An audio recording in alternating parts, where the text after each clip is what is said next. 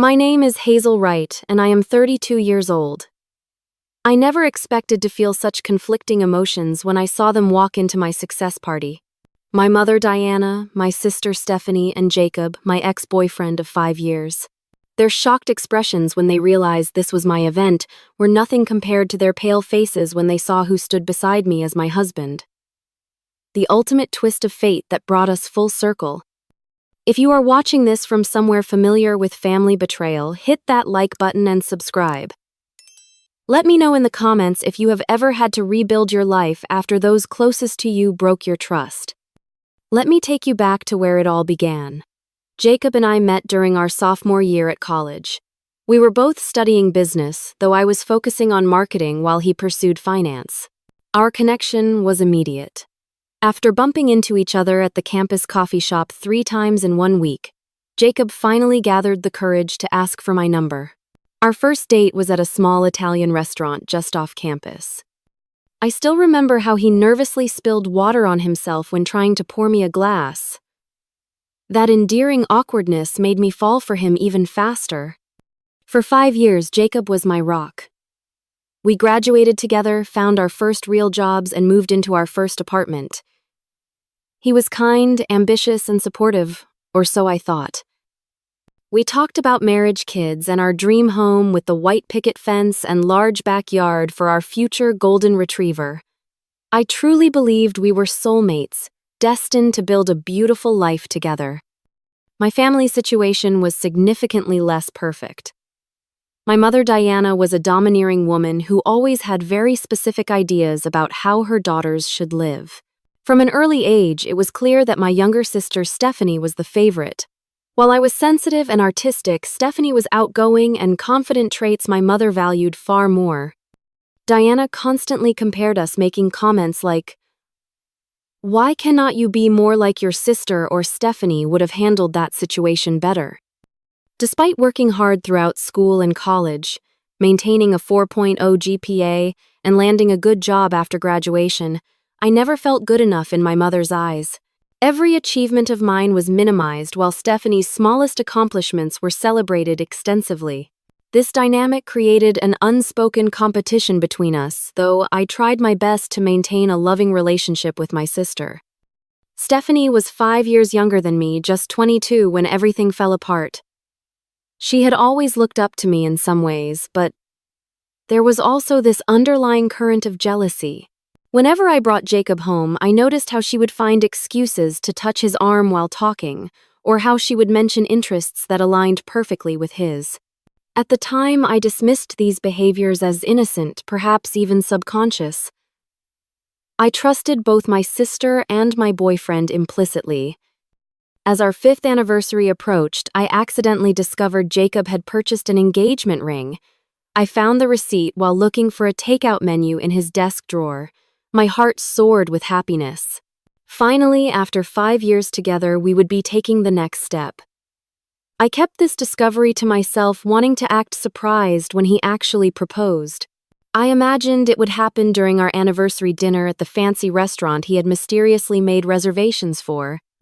In the weeks leading up to our anniversary, I began noticing subtle changes in Jacob's behavior. He seemed distracted, often checking his phone with a slight smile that would disappear when I entered the room. He started working late more frequently and was vague about his whereabouts on weekends. When I asked about these changes, he would dismiss my concerns, saying work was stressful or that I was being paranoid. Even more strange was my mother's sudden interest in our relationship. She began inviting Jacob over for family dinners, without me claiming she wanted to get to know her future son-in-law better. At the time, I was touched by her apparent acceptance of our relationship after years of suggesting I could do better or that I was settling down too young. One particular Sunday, about 2 weeks before our anniversary, my mother invited Jacob over while I was scheduled to work an emergency weekend shift. When I called to check in during my lunch break, Stephanie answered instead of Jacob. She mentioned casually that they were all having such a good time that Jacob might stay for dinner too. Something in her tone sent a chill down my spine, but I pushed the feeling away. These were the people I loved most in the world. Surely my uneasiness was unfounded. Looking back, all the signs were there floating just beneath the surface of my perfect life. But love and trust can be powerful blinders. I was so convinced of my happy ending that I failed to see the betrayal brewing right under my nose, orchestrated by my own mother and carried out by the two people I never thought would hurt me. The day I discovered the truth started like any other Tuesday. I had left work early to prepare a special dinner for Jacob, wanting to practice a new recipe before our anniversary the following weekend. I stopped by my mother's house to borrow a specific baking dish she had promised to lend me. When I pulled into the driveway, I was surprised to see Jacob's car parked there. He had told me he would be working late that evening. Confused but not yet suspicious, I used my key to enter through the side door that led directly into the kitchen. I heard voices coming from the living room and was about to announce my presence when I caught the serious tone of the conversation. Something made me pause and listen. "Jacob, I am only telling you this because I care about your future," my mother was saying, her voice carrying that persuasive tone I knew all too well. "Hazel is sweet, but let us be honest. Stephanie is stronger and better for you. She has always been the more resilient one, the one with true ambition." I felt like someone had punched me in the stomach. My own mother was trying to convince my boyfriend to leave me for my sister. This had to be some kind of terrible joke. But as I stood frozen in the hallway, the conversation continued, shattering any hope that I had misunderstood. "You know how sensitive Hazel is?" my mother continued. "She falls apart at the slightest criticism. Is that really the kind of partner you want standing beside you as you build your career? Someone who needs constant reassurance? Stephanie has that inner strength you need. She will push you to be better, not hold you back with her insecurities." I waited for Jacob to defend me, to tell my mother that she was wrong, that he loved me for exactly who I was. Instead, his response sent ice through my veins. "I know what you mean," Diana Jacob said with a sigh that suggested this was not their first such conversation. "Being with Hazel sometimes feels like walking on eggshells. I do care about her deeply, but lately I have been wondering if we are truly right for each other long term." "You are too kind to say it outright," my mother replied. "But I can tell you have feelings for Stephanie. I have seen how you look at her, how you two connect on a deeper level. Hazel is my daughter and I love her, but I also want what is best for everyone. Sometimes the kindest thing is honesty, even when it hurts." Just when I thought it could not get worse, I heard Stephanie's voice join the conversation. "Jacob, we did not plan for this to happen, but you cannot deny there is something between us. Every time we talk, I feel like you understand me in a way no one else ever has." Peering around the corner, I saw Jacob reach out and take Stephanie's hand. The intimate gesture was like a knife to my heart. How long has this been going on, I wondered. Silently, tears beginning to stream down my face. "What about the ring?" Jacob asked, his voice lowered. "I already bought it." My mother laughed softly. "Well, fortunately, rings can be resized. And I think it would look perfect on Stephanie's finger. Do not you?" They were talking about the engagement ring meant for me, the ring I had been dreaming about since finding the receipt, the physical evidence of Jacob's love and commitment that was now apparently being redirected to my sister. In that moment, I felt my entire world crumbling around me. I must have made a sound, a gasp or sob that I could not contain, because suddenly all three heads turned toward the hallway. Their expressions when they saw me standing there, tears streaming down my face, shifted from shock to guilt. But not enough guilt. Not nearly enough. Hazel Jacob began dropping my sister's hand immediately. "This is not what it looks like." But it was exactly what it looked like. My mother did not even have the decency to appear embarrassed at being caught.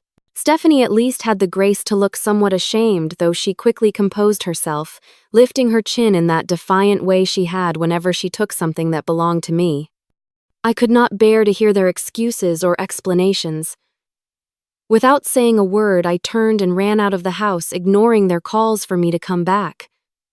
I drove aimlessly for hours, tears blurring my vision before finally returning to the apartment Jacob and I shared. I packed an overnight bag, wrote a brief note saying I knew everything, and went to stay with my best friend Amy. That night, lying on Amy's pull-out couch, I cried until there were no tears left. The betrayal cut so deep that it felt physical, like my heart had been literally torn from my chest. The three people I trusted most in the world had conspired behind my back, plotting to replace me, as if I were an inadequate appliance rather than a person with feelings. My mother's words kept echoing in my mind. Stephanie is stronger and better for you. After years of never measuring up in her eyes, this final betrayal somehow still had the power to shock me with its cruelty. My phone buzzed repeatedly with texts and calls from Jacob, but I could not bring myself to answer. What could he possibly say that would make this situation okay? I turned my phone off and tried to sleep, knowing that tomorrow I would have to face them all and decide what to do with the shattered remains of my life. After a restless night on Amy's couch, I woke up feeling hollow but determined. I knew I needed answers, needed to hear them admit what they had done to my face. I turned my phone back on to find 23 missed calls and dozens of text messages from Jacob, my mother, and even Stephanie. Most of Jacob's texts followed the predictable pattern of denial. "It is not what you think. Please let me explain. We need to talk."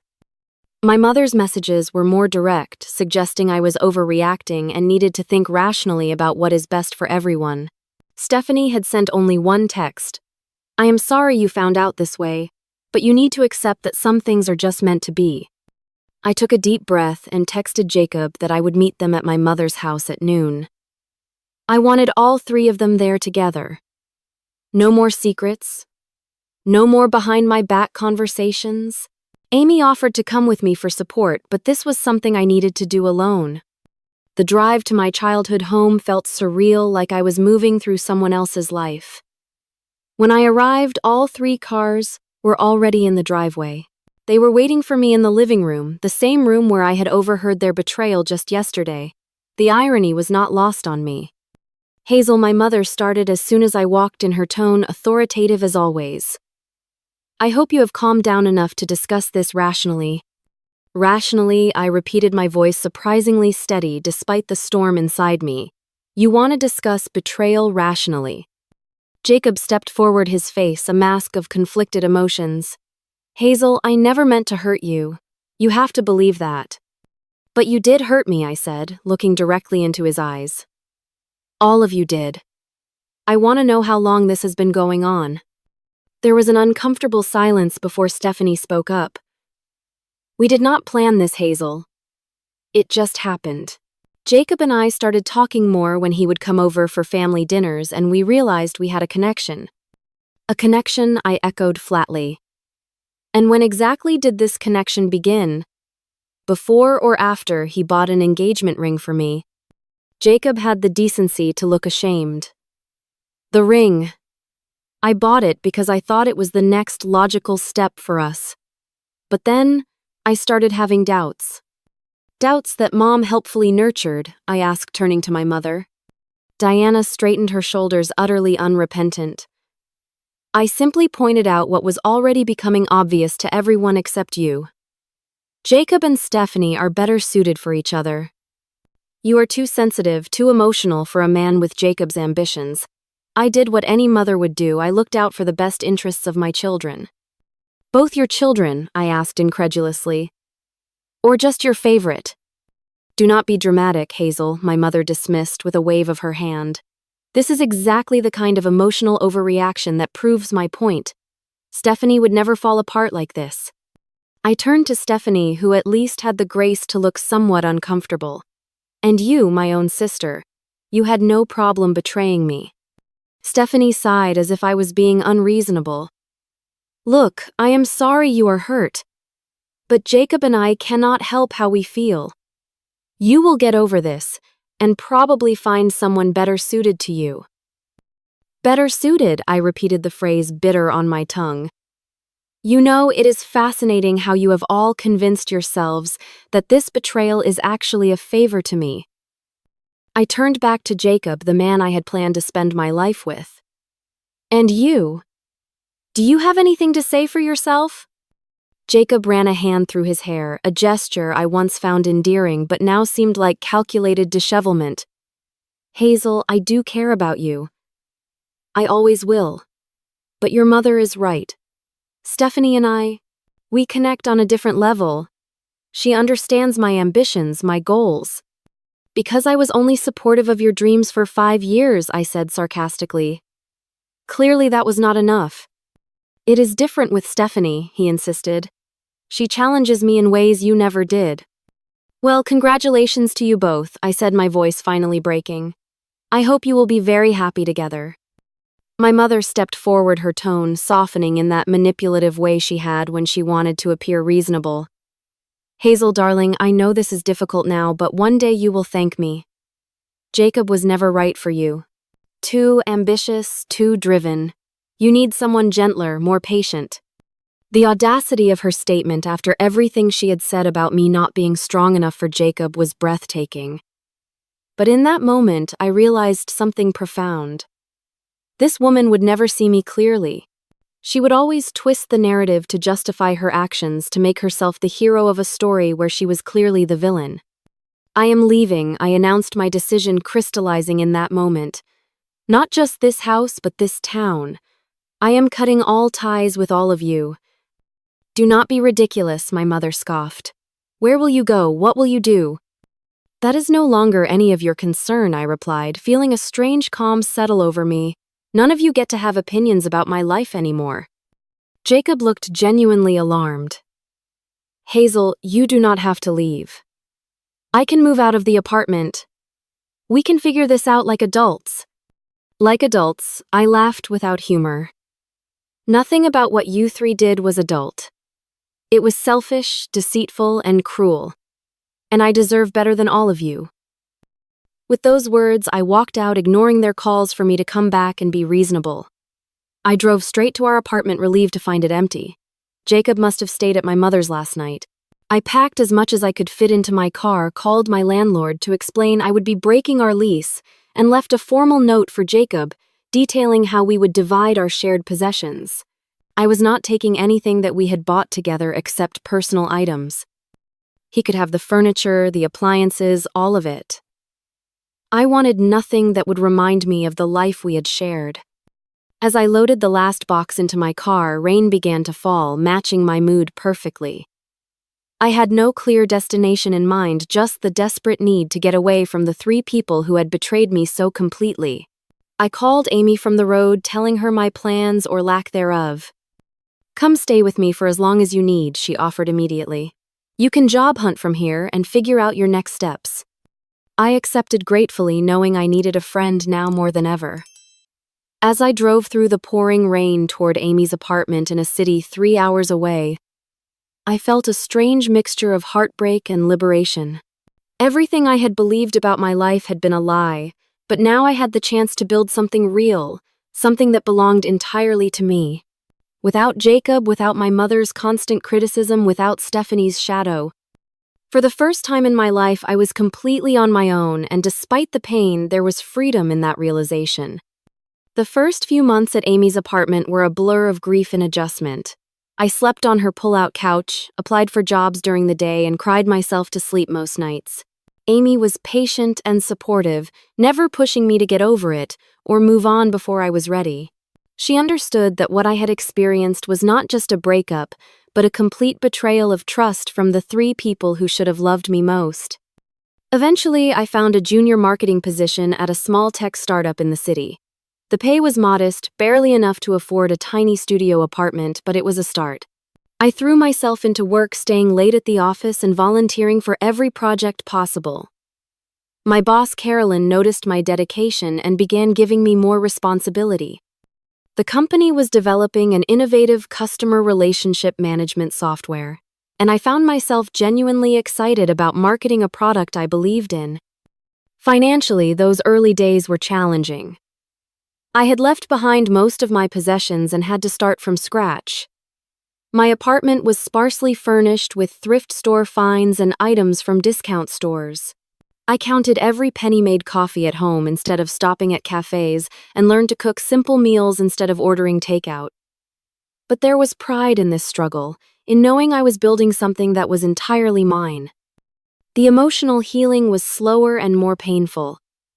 Jacob tried to contact me several times in those first few months, but I maintained my resolve to cut all ties. I blocked his number, deleted my social media accounts, and created new ones under a slightly different name to make it harder for him or my family to find me. Amy was my conduit to our old friend group, filtering information so I would not be blindsided by updates about Jacob and Stephanie's relationship. 6 months into my new life, I was invited to represent our company at a regional tech conference. It was my first major professional opportunity, and I was determined to make the most of it. I spent hours preparing our booth, rehearsing my product pitch, and creating engaging marketing materials on a shoestring budget. On the second day of the conference, a tall, well-dressed man stopped by our booth. He asked insightful questions about our software, seeming genuinely interested in both the technology and our marketing approach. He introduced himself as Alexander Reed, CEO of Reed Enterprises, a successful venture capital firm specializing in tech investments. "Your pitch was impressive," he told me after I had finished my presentation. "You managed to explain complex features in a way that highlights their actual benefits to users. That is rare." His compliment made me blush. Alexander was not only successful and intelligent, but also undeniably handsome, with dark hair starting to gray at the temples and kind eyes that crinkled when he smiled. But after Jacob, I had built walls around my heart that seemed impenetrable. "Thank you," I replied professionally. "We believe our product fills a real need in the market." "I agree," he said, handing me his business card. "I would like to continue this conversation, perhaps over dinner." I hesitated, immediately interpreting his invitation as professional networking rather than personal interest. "I appreciate the offer, but I am not authorized to discuss potential investments. Our CEO would be better suited for that conversation." Alexander smiled, his eyes twinkling with amusement. "Actually, I was asking you to dinner because I enjoyed talking with you, not to discuss business. But I understand your caution." I felt my cheeks heat up again, embarrassed by my assumption. "I am sorry, No need to apologize," he assured me. "The invitation stands business or personal, whichever you are comfortable with." Something about his respectful approach and the genuine warmth in his eyes made me take a chance. "Dinner would be nice," I said, surprising myself. That dinner turned out to be the beginning of a new chapter in my life. Alexander was unlike anyone I had ever met. He was successful, yes, but wore his success lightly. He was interested in my opinions, asked thoughtful questions, and actually listened to my answers. When I told him I worked in marketing for a small startup, he did not dismiss it as unimportant compared to his own career. Instead, he asked about our strategies, our challenges, and seemed genuinely impressed by the creative solutions I had implemented with limited resources. As our dinner came to an end, Alexander asked if he could see me again. Despite my lingering fears of being hurt, I found myself saying yes. There was something about him that felt safe, trustworthy in a way I desperately needed. Over the following weeks, Alexander and I began seeing each other regularly, despite living in cities an hour apart. He would drive to see me after work, or I would take the train to meet him for weekend outings. He showed me a side of the city I had never experienced on my limited budget, but was equally happy with simple pleasures like walks in the park or cooking dinner together at my tiny apartment.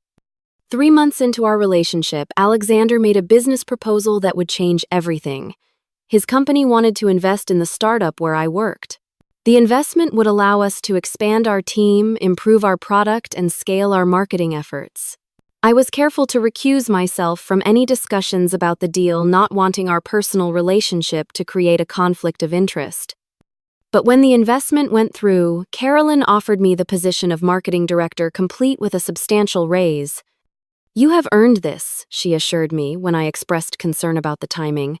Alexander made it clear that his investment was based on the quality of our product and team, not on his relationship with you. In fact, he specifically requested that any decisions about your role be made independently by existing management. With my new salary, I was able to move into a better apartment and finally start building a more stable life. Alexander was supportive, but never intrusive, understanding my need for independence after everything I had been through. When I finally told him about Jacob, my mother, and Stephanie, he listened without judgment, holding me as I cried through the parts that still hurt to remember. They were wrong about you, he said simply when I finished my story. Anyone who could walk away from that situation and build a new life from nothing is incredibly strong. You should be proud of yourself, Hazel. His words were a balm to wounds that had never fully healed. For so long, I had internalized my mother's assessment of me as weak, too sensitive, not good enough. Hearing Alexander, a man I respected deeply, directly contradict those beliefs, helped me begin to see myself differently. As our relationship deepened, I struggled with trust issues that would occasionally surface in moments of insecurity. Sometimes when Alexander would cancel plans due to work, a small voice in my head would whisper doubts. Was he really working late? Or was history repeating itself? But each time Alexander proved himself trustworthy, calling when he said he would, showing up consistently and never giving me reason to doubt his feelings. A year into our relationship, I was thriving both personally and professionally. Our company had grown significantly with Alexander's investment, and my marketing campaigns were a key factor in our success. Alexander and I had settled into a comfortable rhythm, spending most weekends together while maintaining our independent lives during the week. I had made new friends, joined a yoga studio, and even started painting again, a hobby I had abandoned years ago due to my mother's dismissive comments about my impractical interests. When Alexander suggested we take a weekend trip to a small coastal town to celebrate our one-year anniversary, I happily agreed. The quaint bed and breakfast he chose overlooked the ocean, and we spent our first day walking along the beach, exploring local shops, and enjoying fresh seafood at a restaurant right on the water. On our second evening, Alexander suggested a sunset walk along the cliffs. As we reached a particularly beautiful viewpoint, he turned to me with an expression I had never seen before, a mixture of nervousness and determination. Hazel, he began, taking both my hands in his. This past year has been the happiest of my life. You came into my world unexpectedly and changed everything for the better. My heart began to race as he dropped to one knee, pulling a small velvet box from his pocket. Inside was a stunning emerald ring surrounded by small diamonds. I chose emerald because it reminds me of your eyes, he explained, but also because emeralds symbolize growth and new beginnings. Which is exactly what you have brought into my life. Hazel Wright, will you marry me? Tears filled my eyes as I looked down at this wonderful man, so different from Jacob in all the ways that mattered. Alexander had never made me feel that I needed to be someone else to be worthy of his love. He valued my sensitivity, my creativity, my determination. He saw me clearly and loved what he saw. Yes, I whispered, then louder, yes, absolutely yes. As he slipped the ring onto my finger and rose to kiss me, I felt the last pieces of my broken heart finally mend together stronger at the seams where they had been shattered. Alexander and I decided on a small, intimate wedding 6 months after his proposal. Unlike the elaborate event I had once imagined with Jacob, our ceremony was simple but elegant, held in the garden of a historic inn with only 50 guests in attendance. My side was noticeably smaller, consisting primarily of my new friends and colleagues. I had not invited my mother or Stephanie, nor had I maintained contact with any extended family who might inform them of my wedding. Amy served as my maid of honor, her presence. A beautiful reminder of the friendship that had sustained me through my darkest days. As she helped me into my wedding dress, a sleek, modern design that felt nothing like the princess gown I had once described to Jacob, I felt a profound sense of gratitude for the path that had led me here, painful though it had been. Are you nervous? Amy asked as she adjusted my veil. Surprisingly, no, I replied truthfully. With Jacob, I always had this underlying anxiety, like I needed to be perfect or he might change his mind. With Alexander, I just feel peaceful. Like I am exactly where I am supposed to be. Amy smiled, tears glistening in her eyes. You deserve this happiness, Hazel. More than anyone I know. The ceremony was everything I had hoped for, intimate and meaningful. When Alexander recited his vows, promising to cherish and respect me, to be my partner in all things, I knew, with absolute certainty, that he meant every word. As we exchanged rings and were pronounced husband and wife, I felt none of the insecurity that had plagued my relationship with Jacob. This love was built on mutual respect, honest communication, and genuine acceptance. Our honeymoon was a 2-week trip to Italy, exploring Venice, Florence, and the Amalfi Coast.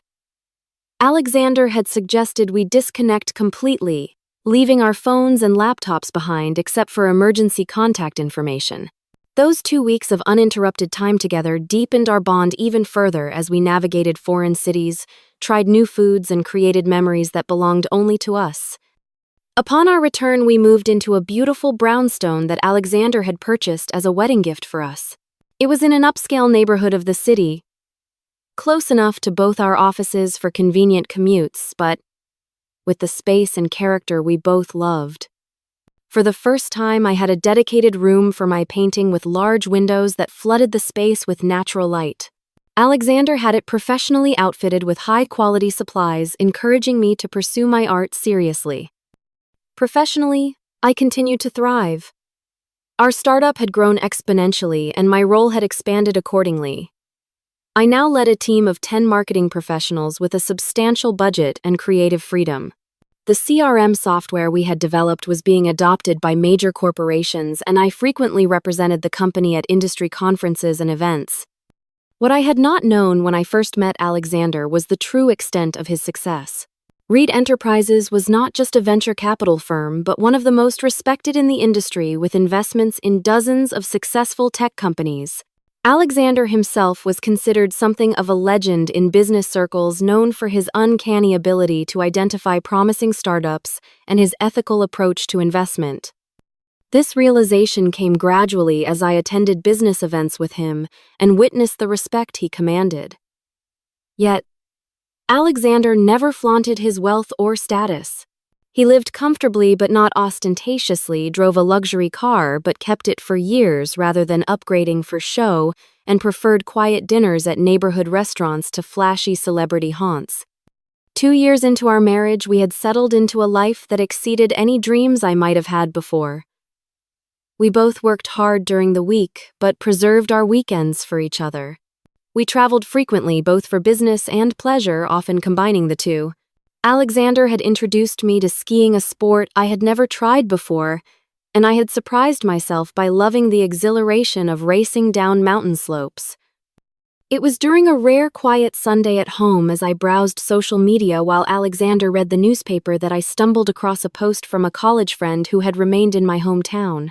It was a congratulatory message to Jacob and Stephanie on their wedding. The post included a photo of them standing outside a local church, my mother beaming beside them in a lavish mother of the bride outfit. I felt a strange hollowness as I studied the image. Stephanie wore a princess-style gown remarkably similar to the one I had once described wanting. Jacob looked older somehow, his boyish charm replaced by a more serious expression. My mother appeared triumphant, as though this union was her crowning achievement. "Are you okay?" Alexander asked, noticing my extended silence. I turned my tablet toward him, showing him the image.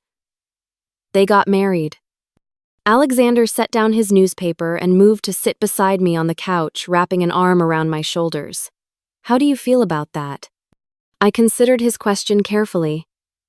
Honestly, nothing like what I would have expected a few years ago. Not anger or jealousy or even hurt, really. Just a kind of sad detachment, like I am looking at strangers in a story that has nothing to do with me anymore. He nodded, understanding as always. "That makes sense. They were once central characters in your life story, but now they are just people you used to know." "Exactly," I agreed, leaning into his embrace. "I do hope they are happy in a distant way, but their happiness or unhappiness does not affect mine anymore." I closed the browser and set the tablet aside, turning to kiss my husband. In that moment, I felt a final release from the past, a complete severing of the emotional ties that had once bound me to Jacob, Stephanie, and my mother. Their story would continue without me, just as mine had flourished without them. 3 years into our marriage, Alexander and I were discussing potential expansion locations for Reed Enterprises. The company had grown significantly under his leadership, and he was considering opening a new office to better serve clients in different regions. "What about your hometown?" he suggested one evening as we reviewed potential locations. "The data shows it has a growing tech sector, affordable commercial real estate, and a good talent pool from the nearby universities." I froze at his suggestion, my wine glass halfway to my lips. My hometown, where my mother and sister still live, where Jacob probably still works at First National Bank. Alexander reached for my hand. "I know it is complicated, but from a purely business perspective, it makes sense.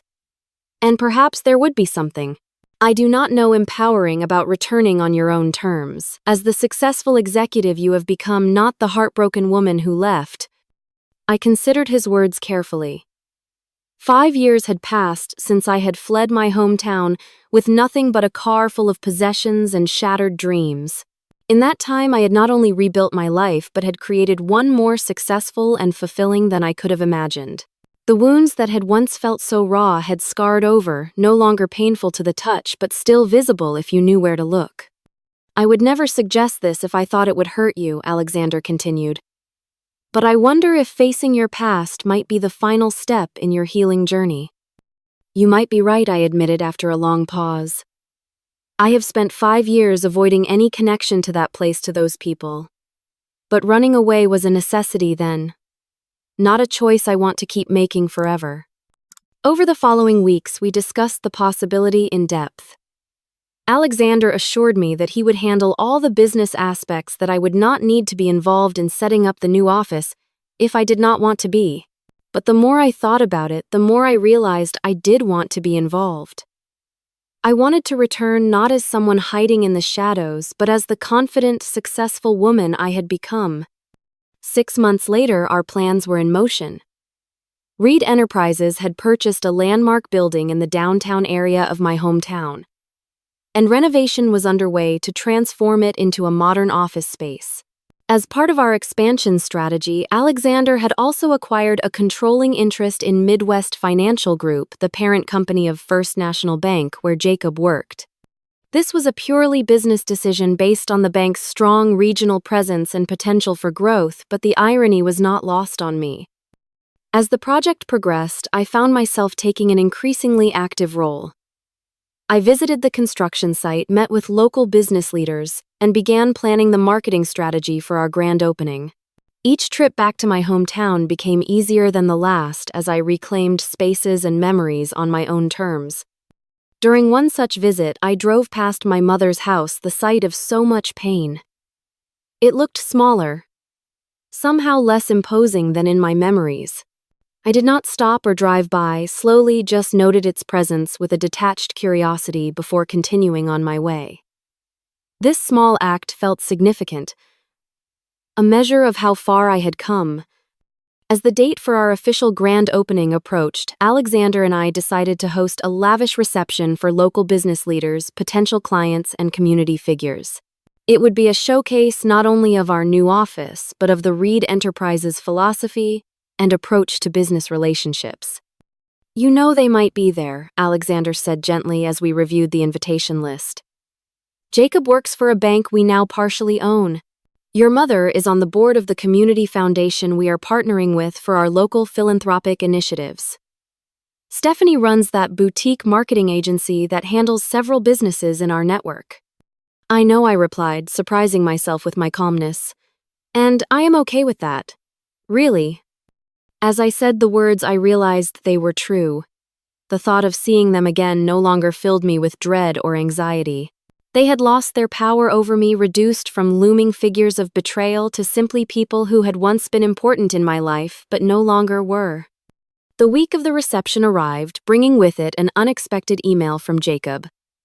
Seeing his name in my inbox sent a momentary jolt through me. But it was just surprise, not pain. "Dear Hazel," he wrote, "I recently learned that you are involved with Reed Enterprises' expansion into our community.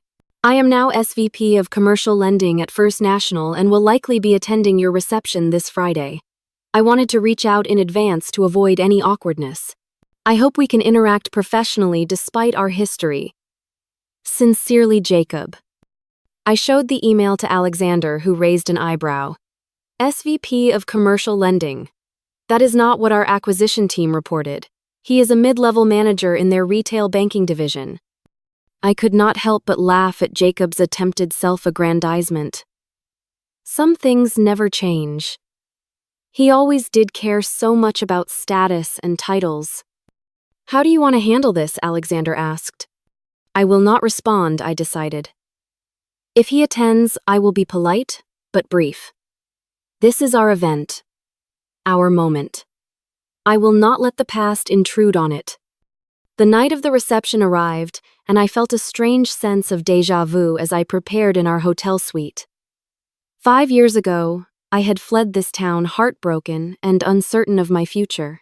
Now I was returning as a successful executive, happily married to an amazing man who saw and valued me for exactly who I was. I chose my outfit carefully, a sleek midnight blue gown that was elegant without being flashy, paired with the emerald and diamond earrings Alexander had given me for our 3rd anniversary to match my engagement ring. As I applied my makeup and styled my hair, I studied my reflection, noting the confidence in my eyes that had been absent when I lived here before. Alexander wrapped his arms around me from behind, meeting my gaze in the mirror. You look absolutely stunning. Ready to show this town what they missed out on? I turned in his embrace to kiss him. More than ready. But not to prove anything to them, just to celebrate how far we have come. As our driver pulled up to the renovated historic building that now housed Reed Enterprises' newest office, I felt a surge of pride. The facade was beautifully lit, highlighting the restored architectural details, while discreet signage announced the building's new purpose. Inside, the space had been transformed into an elegant venue for the evening with catering stations, a small orchestra, and displays highlighting the company's history and vision. Alexander and I separated briefly as we arrived, he to check on some last-minute details with the event coordinator and I to greet the mayor and several city council members who were among our earliest arrivals. I was deep in conversation about our community investment plans when I felt a familiar presence at the edge of my awareness. Turning slightly, I saw them. My mother, elegant as always in an expensive suit, her hair perfectly coiffed. Stephanie wearing a dress that seemed calculated to draw attention, her expression a mixture of curiosity and apprehension. And between them, Jacob looking older, and somehow smaller than I remembered, his forced smile not quite reaching his eyes. They had not noticed me yet, still taking in the opulence of the event, the important people in attendance, the clear success of Reed Enterprises. I took a deep breath, excused myself from my current conversation, and prepared to face my past. I approached them with measured steps, my head held high and a professional smile on my face. It was Stephanie who saw me first, her eyes widening in recognition before she nudged my mother. Jacob was the last to turn, and when he did, the shock on his face was almost comical. Good evening, I greeted them calmly. Welcome to Reed Enterprises. We are pleased you could attend our reception. My mother recovered first, her social mask sliding into place as she extended her hand. Hazel, you look well. It has been a long time. 5 years, I confirmed briefly, taking her hand before releasing it. I trust you have been well, Diana. The use of her first name rather than Mom was deliberate, and I saw the slight tightening around her eyes that indicated she had noticed. Very well, thank you, she replied stiffly. This is quite an event. I had no idea you were involved with Reed Enterprises. I am the Chief Marketing Officer for our tech division, I explained, enjoying the surprise that flickered across her face. My mother had never believed I would achieve significant professional success. Stephanie stepped forward next, attempting to kiss my cheek, which I subtly avoided by extending my hand instead. Hazel, what a surprise! You just disappeared without a word. We were all so worried. Were you? I asked, my tone pleasant but cool. How thoughtful. Congratulations on your marriage, by the way. I happened to see a photo online. Jacob shuffled uncomfortably, finally extending his hand. Hazel, you look amazing. I sent you an email. Yes, I received it, I acknowledged, shaking his hand briefly. Congratulations on your position at First National. Though I believe it is Assistant Manager of Retail Banking, not SVP of Commercial Lending, correct? His face flushed red at being caught in his exaggeration. Well, I am up for promotion soon. The title change is practically a formality at this point. I see, I replied, not bothering to correct his assumption that I had any interest in his career trajectory. An uncomfortable silence fell between us, broken when my mother cleared her throat. So Hazel, are you just handling the marketing for this event, or? The implication that I was merely a contractor rather than an executive was so typical of her that I almost laughed. Actually, Diana Reed Enterprises is my husband's company. Alexander and I decided together to expand into this market. All three of them looked stunned at this revelation. Before they could respond, I continued. Speaking of my husband, I should introduce you.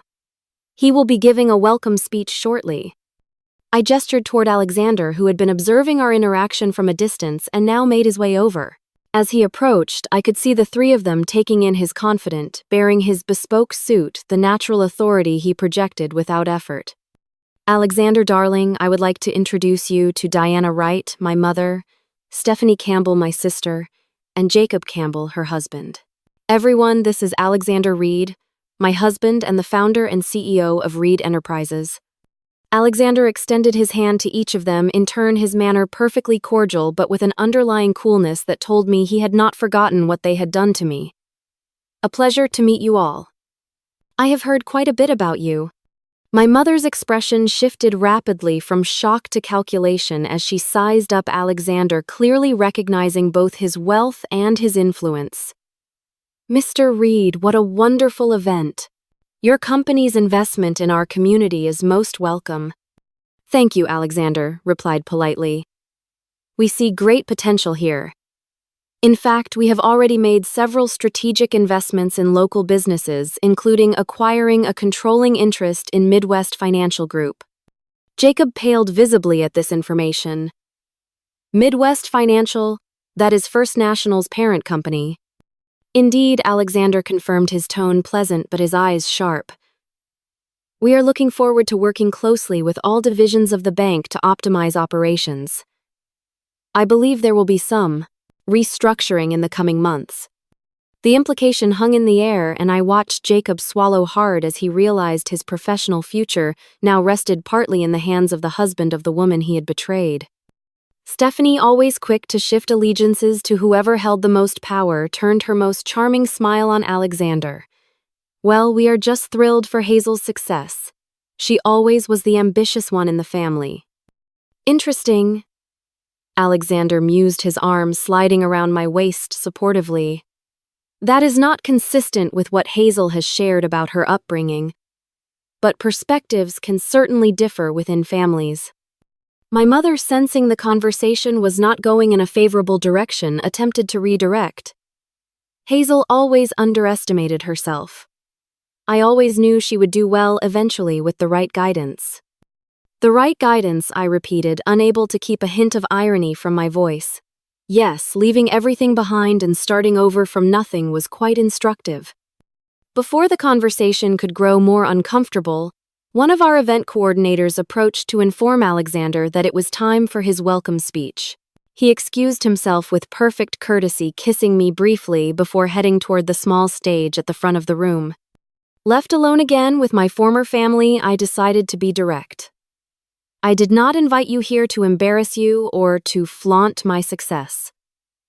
In fact, I did not specifically invite you at all. You were included in the general invitations to local business leaders. But since we have this opportunity, I want to be clear about something. I have moved on completely from what happened 5 years ago. I have built a life I love with a man who respects and values me exactly as I am. My mother started to speak, but I held up a hand to stop her. I do not need or want apologies or explanations. What you did showed me who you truly are, and that knowledge freed me to become who I was meant to be. For that, in a strange way, I should thank you. Jacob looked down at his shoes, unable to meet my gaze. Hazel, I just want you to know, things have not been easy. The bank has been struggling, and Stephanie and I, well, marriage is more complicated than we expected. I am sorry to hear that, I replied, and I was surprised to realize I meant it. Not because I wished them ill, but because I genuinely had no desire to see them unhappy even after what they had done. I hope you find your way to whatever is best for both of you. Stephanie's facade of charm cracked slightly. It is easy for you to be so magnanimous now that you have all this, she gestured around at the elegant reception. You always did land on your feet. I considered her words, remembering the months of tears, the financial struggles, the slow, painful process of rebuilding my self-worth. No, Stephanie. I did not land on my feet. I picked myself up step by step, day by day. The difference matters. My mother, never one to accept being sidelined in a conversation, interjected. Well, we should mingle with the other guests. Lovely to see you doing so well, Hazel. Perhaps we could have lunch sometime while you are in town. Her suggestion was so disconnected from reality, so dismissive of the depth of her betrayal, that I could only shake my head in wonder. I do not think so, Diana. My schedule is quite full, and to be honest, I do not see any benefit in renewing our relationship. I wish you well, but from a distance. With those words, I excused myself to join Alexander at the front of the room. As I walked away, I felt no anger, no bitterness, just a profound sense of closure. The three people who had once defined my world through their betrayal now seemed small and inconsequential compared to the life I had built. Alexander's speech was inspiring and warmly received, outlining Reed Enterprises' vision for community investment and growth. As he introduced me as both his wife and a key executive in the company, I felt a surge of pride that had nothing to do with impressing my former family and everything to do with what we had built together. Later that evening, as the reception wound down and the last guests departed, Alexander and I stood together in the beautiful space that represented our shared success. How do you feel? He asked, his arms encircling me from behind as we looked out over the twinkling lights of the town I had once fled in heartbreak. Complete, I answered honestly. Seeing them again made me realize how truly healed I am. They have no power over me anymore, no ability to hurt me. All I feel is gratitude for the path that led me to you. Alexander turned me in his arms, his eyes serious as he studied my face. You know, when they saw me, they did not just see your successful husband. They saw the man who loves and values everything about you that they were too blind to appreciate. Your sensitivity, your creativity, your incredible strength. Their loss was immeasurable and entirely their fault. Tears pricked at my eyes as I reached up to touch his face. How did I get so lucky? He smiled, that special smile that was only for me. It was not luck, Hazel. It was courage. The courage to leave a situation that was hurting you to build something new, to risk loving again. You are the architect of this life we share, never forget that. As we left the building and stepped into the warm summer night, I took one last look at the town that had once been the setting for my greatest heartbreak. It held no power over me now, no painful memories that could overshadow my present happiness. In losing what I thought I wanted, I had found what I truly needed: a love, based on mutual respect, admiration, and acceptance. Sometimes the people who push you away from the life you thought you wanted are unknowingly guiding you toward the life you were meant to have all along. That night, as Alexander and I returned to our hotel, I felt nothing but gratitude for the painful journey that had led me to this moment of complete contentment and true love. If you have ever experienced betrayal from those closest to you, remember that it does not define your worth or your future. Your story is not over because one chapter ended badly. Share your own experiences of rising above betrayal in the comments below. Have you ever had to rebuild your life from scratch? What gave you the strength to keep going? Please like and subscribe if this story resonated with you, and share it with someone who might need to hear that their best life may still be waiting for them just beyond their current pain. Thank you for listening to my journey, and remember, Sometimes the most beautiful beginnings come disguised as painful endings.